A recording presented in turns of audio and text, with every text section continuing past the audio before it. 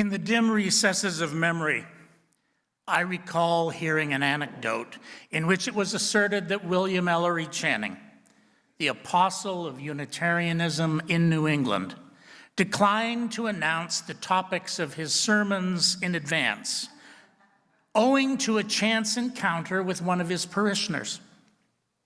It seems that the two men met along one of the streets of Boston, where they engaged in a pleasant conversation. And upon parting, Channing expressed his hope to see the man at church on Sunday. "Oh no," came the reply. The congregant had no interest in the topic Channing planned to address that Sunday, so he would be absent from church, however much he may have needed the sermon. From then on, it's said that Channing kept his sermon topics to himself until he stood in the pulpit on the day they were delivered. I'm not quite as resistant to announcing my sermon topics as Channing was, but I resonate with his resistance, though my reason is different. I don't care if you decide to pass on one of my sermons because the topic doesn't really speak to you, even though I might be arrogant enough to think that it would have been good for you. But I do care about the ability to be timely and nimble. That is, relevant to the day at hand and not some mythical, neutral Sunday.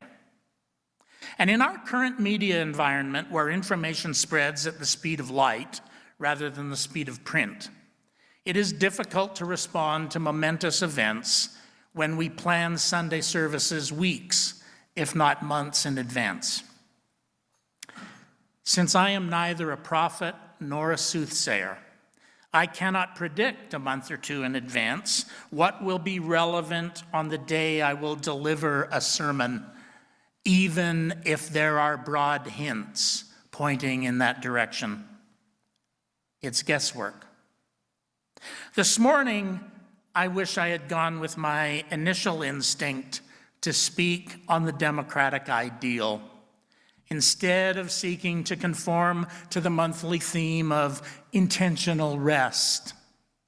As important as that theme is for everyone's spiritual health and emotional well-being, perhaps especially now, but I have no intention of inviting you to rest today. During my 24 years with the Unitarian Universalist Association, I was often in the pulpit of American congregations on the Sundays before and after election days. On those occasions, even as a foreigner, I always addressed the elephant in the room, no pun intended, from a spiritual and ethical perspective, while taking care not to jeopardize a congregation's charitable status. The good news today is that I can't possibly jeopardize this congregation's charitable status because I cannot possibly be partisan in a Canadian sense of the word. But brace yourselves. As I looked ahead to today, it occurred to me that you might not care to hear my pontifications on U.S. politics, especially if the election went well from the perspective of liberals. So I deferred to our covenant group's monthly theme. Intentional rest, it would be. I regret my calculation, which actually amounted to unintentional rest on my part, especially since I should have known some reflections on public life south of the border would have been good for you, whether you liked it or not. So it will surprise none of you, I would imagine, that most of what I will say to you today is not what I had planned to say. Indeed, the sermon I had prepared is one that may never be preached, although bits and pieces of it might live to see another day. I think there are a couple of sentences left in this sermon. And a few threads will even be woven into my remarks today, which is why I've retained the title, albeit with a twist. Instead of talking about calming zones on the highway of life, as I had proposed, I wish to stress the need to remain calm in the face of a political and moral crisis that will reach far beyond the borders of the United States, undoubtedly infect the public life of our own country, and demand a calm but firm resolve to resist its worst impulses. Both the impulses of those whose views and procedures we might object to, but also our own. We will explore awaiting occasions when our hopes are deferred. It almost goes without saying that most of us hoped for a different outcome when our American neighbors cast their ballots to elect a new president last Tuesday. I know that many were anxious about the outcome, given how close pollsters expected the race to be. But the momentum seemed to be with Kamala Harris, and most people, including most commentators in the mainstream media, expected a Harris victory, questioning only whether it would be a decisive outcome or a squeaker. I was more optimistic, so Wednesday was not a very good day. I don't think anyone imagined that the so-called blue wall states would all tip in favor of the former president. While it looks like the national popular vote will prove to have been within a couple of percentage points, with millions of people staying at home, the results in the Electoral College were decisive, as state after state fell to the former president by narrow margins. The Senate flipped to Republican control, and the composition of the House of Representatives has yet to be determined, with 19 seats still to be settled, and the Republicans only 4 seats away from a majority in that House, too. It looks like a trifecta, and it looks as though the checks and balances that we may have hoped for as America's neighbor may be inoperative for at least another 2 years. Once again, those of us hoping to see the United States elect its first woman president have seen our hopes dashed. And it is impossible to escape the conclusion that racism and misogyny were factors in the outcome. I might feel differently if her opponent had been a person of relatively unblemished character, a calm disposition, and a track record of genuine success. But that clearly wasn't the case. There is no justifiable comparison between these two individuals. One was clearly an individual who was intellectually, morally superior to the other. Our neighbors have once again elected the most bombastic demagogue, the most corrupt grifter, and the most vulgar misogynist ever to occupy the White House. And there were indeed contenders before him. It was easier to dismiss the 2016 election as an accident of history, where people could proclaim this is not who we are. But this year's repeat, when everyone knew what the stakes were, reveals that this is exactly what America has become. In an election that was fundamentally about the preservation of democratic institutions, including the rule of law, the restoration of character in high office, a return to civility in public discourse, and a way forward in uniting people across the divisions that separate them, voters once again entered the polling booth as though they were choosing a villain in an all-star wrestling show or voting on contestants in another reality TV show. Last Tuesday was arguably the worst day for democracy in our lifetimes, at least those of us under 80. And the implications of the result extend far beyond the United States. 8 decades ago, the economist Friedrich von Hayek wrote, "If I had to live under a fascist system, I have no doubt that I would rather live under one run by Englishmen or Americans than under one run by anyone else." Such hubris, such cultural chauvinism. I'm afraid that the world is about to find out. But like so much of the nonsense that Hayek wrote during his career, I'm confident he was profoundly mistaken. I worry about the people of Ukraine and the Middle East. And I worry too about those in Taiwan and the Philippines, in Poland and the Baltic countries. I worry about women across America, as well as persons of color, the LGBTQ+ community, and even white men who, whether they realize it or not, are in danger of losing their souls, even if every other privilege they imagine they're entitled to is restored to them. And I worry about the chumps who thought they were going to be better off, but who have been swindled once again.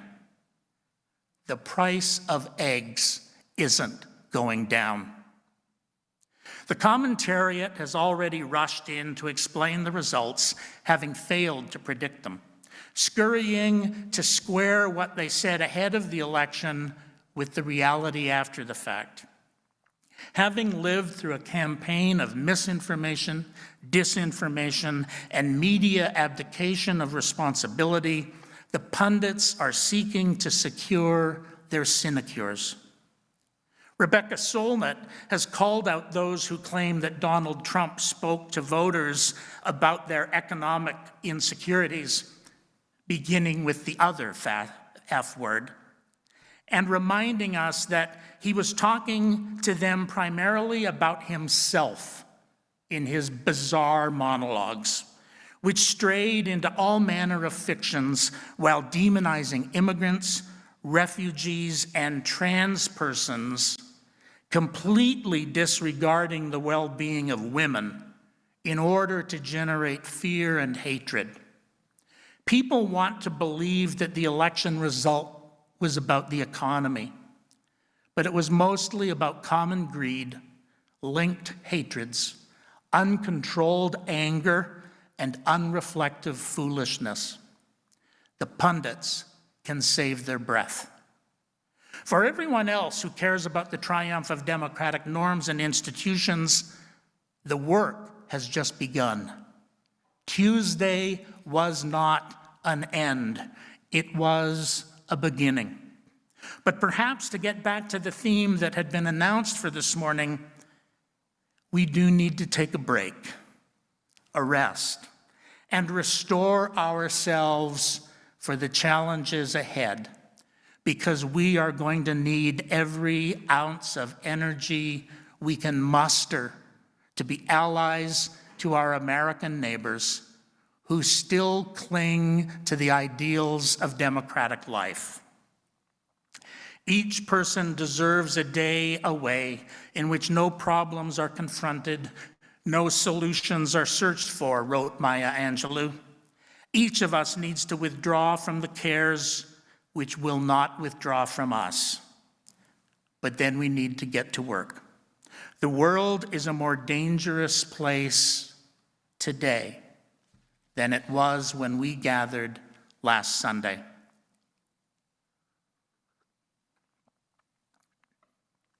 In his opening monologue on CNN yesterday, when I realized I couldn't share with you the sermon I had prepared, Ari Velshi reminded viewers that we do not know how things will turn out in the end while we are still in the middle of them.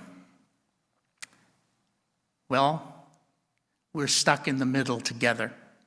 During the course of the morning, Velshi and his guests made the case for why we need to view last Tuesday as a beginning, not the end. There's never been a once upon a time in American history, and there's never going to be a happily ever after, said presidential historian John Meacham. While legal scholar Lawrence Tribe asserted that the U.S. Constitution has created an architecture through which power has been systematically dispersed throughout society. So instead of assuming that the guardrails are off, it's better to imagine that the guardrails have yet to be activated. The resistance to the authoritarian instincts of the president-elect and his enablers will include governors and mayors who exercise their independent authority of their own offices.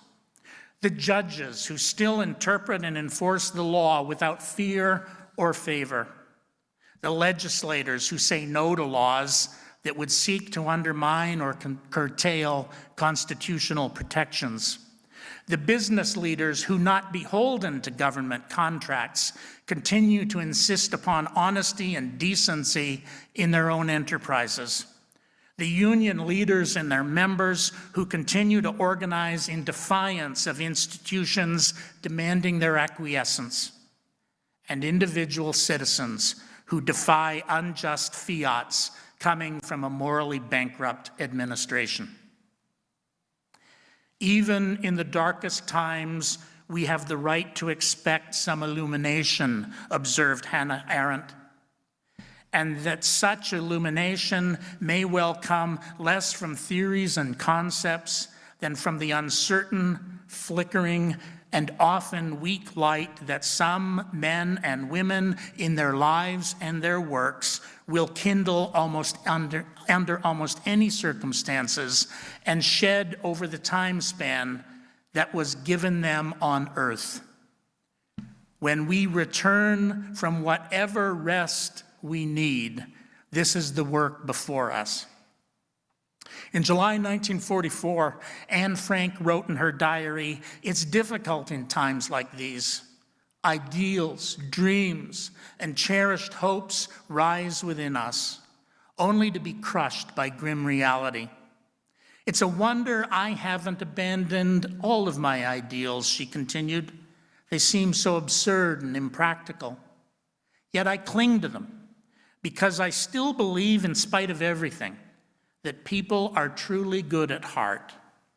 It's utterly impossible for me to build my life on a foundation of chaos, suffering, and death. I see the world being slowly transformed into a wilderness. I hear the approaching thunder that one day will destroy us too. I feel the suffering of millions. And yet when I look up at the sky, I somehow feel that everything will change for the better, that this cruelty too shall end, that peace and tranquility will return once more. In the meantime, I must hold on to my ideals. Perhaps the day will come when I'll be able to realize them." We know that that was meant to be, never meant to be. But we know also that she held fast to those ideals throughout her short life. Just 6 weeks earlier, she had confided, "I have often been downcast, but never in despair." When I read her words, I realized that as a grandparent, I cannot afford the price of despair. I cannot retire from the cares of the world, even if I would. I cannot rest upon what has been accomplished and built and saved. I am called to a new effort to resist and restore, to do whatever I can to heal a fragmented society and a broken world, whatever the perils may be.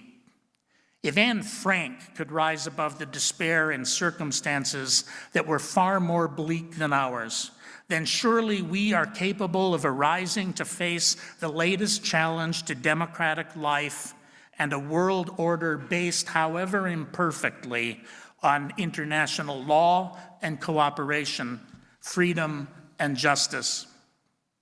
On the eve of the Second World War, Frederick May Elliott, then president of the American Unitarian Association, wrote, "The democratic ideal, even in its present inadequate and half-developed form, has behind it the matchless energy of the divine will. It may indeed suffer reverses. It may find itself betrayed by the half-hearted allegiance of timid souls.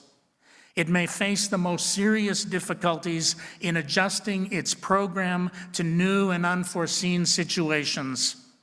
It may have to fight for its very life against powers and principalities, against the rulers of the darkness of the world, against spiritual wickedness in high places, but it cannot be overthrown and destroyed so long as faith in our own highest ideals remains in the soul. To doubt that is to doubt the very foundations of all civilized religious faith, to surrender one's birthright and sink below in the dark and noisome pit from whence through the thousands of years of infinite and painful endeavor, humankind has slowly climbed. We will not surrender this birthright." Please join in our closing hymn, number 1064, in the teal hymnal, "Blue Boat Home."